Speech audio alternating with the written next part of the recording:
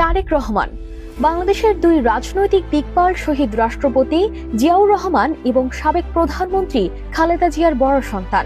কিশোর বয়সে দেশি বিদেশি চক্রান্তকারীরা হত্যা করে তার বাবা শহীদ প্রেসিডেন্ট জিয়াউর রহমানকে। রাজনৈতিক পরিবারের সন্তান হয়েও বিলাসী আরামায়েশের জীবনকে বেছে নেননি তিনি। সেই কিশোর বয়স থেকে মায়ের সঙ্গে জীবন সংগ্রামে জড়িয়ে পড়েন।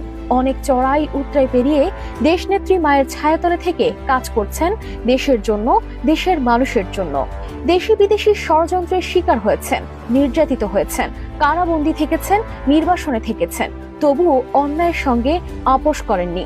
শহীদ প্রেসিডেন্ট বাবার স্বপ্ন বাস্তবায়নে সাবেক 3 বারের প্রধানমন্ত্রী মায়ের দিক নির্দেশনায় দেশের মানুষের কল্যাণে নিজেকে নিবেদিত করেছেন। দেশের জাতীয়তাবাদী রাজনীতির অন্যতম কিংবদন্তি তারেক রহমানের জন্মদিন আজ 20 নভেম্বর। ধর্ম যার যার, কিন্তু নিরাপত্তা পাবার অধিকার সবার।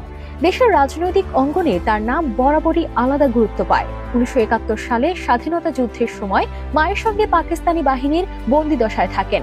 শিশু বয়সেই কারাবন্দী হওয়ার অভিজ্ঞতা তাকে রাজনৈতিক বাস্তবতার খুব কাছাকাছি নিয়ে আসে। ঢাকার BAF শাহীন স্কুল অ্যান্ড কলেজে পড়াশোনা শেষ করে তিনি ঢাকা বিশ্ববিদ্যালয়ের আন্তর্জাতিক সম্পর্ক বিভাগে উচ্চশিক্ষা গ্রহণ করেন। 1988 সালে বগুড়ার গাবতলী উপজেলা ইউনিটে সাধারণ সদস্য হিসেবে যোগ দিয়ে বিএনপির তৃণমূল রাজনীতি শুরু করেন। 1991 সালের নির্বাচনের আগে মা বেগম জিয়ার সঙ্গে দেশের প্রায় প্রতিটি জেলায় প্রচারণায় অংশ নেন। এখন এক অধ্যায় শেষে নতুন অধ্যায়ের সূচনা পাওয়া। 2001 সালের আগে তিনি ঢাকায় একটি গবেষণা ইউনিট গড়ে তোলেন। সেখানে স্থানীয় সমস্যা, সুশাসন, নীতি প্রস্তাব ও তৃণমূলের মানুষের মতামত সংগ্রহ শুরু করেন। পাশাপাশি বিভিন্ন জনগুরুত্বপূর্ণ কর্মসূচি চালু করেন। সেই ধারাবাহিকতায় 2001 সালের নির্বাচনে নিরঙ্কুশ বিজয় লাভ করে বিএনপি।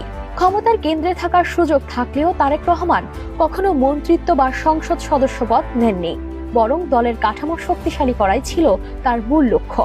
2002 সালে বিএনপির সিনিয়র যুগ্ম সম্পাদক নির্বাচিত হওয়া, পরে তৃণমূল সম্মেলন আয়োজন, কৃষক ভর্তুকি ও সামাজিক ভাতা বিষয়ে প্রচার, প্লাস্টিক ব্যাগ বিরোধী আন্দোলনের মধ্য দিয়ে তিনি বিশাল সাংগঠনিক কাঠামো তৈরি করেন।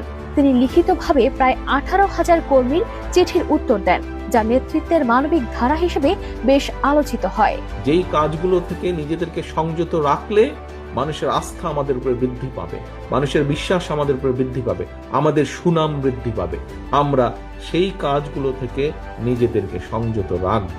কিন্তু 2007 থেকে 8-এ 111-এর সরকার তার জীবনের মোড় ঘুরিয়ে দেয়।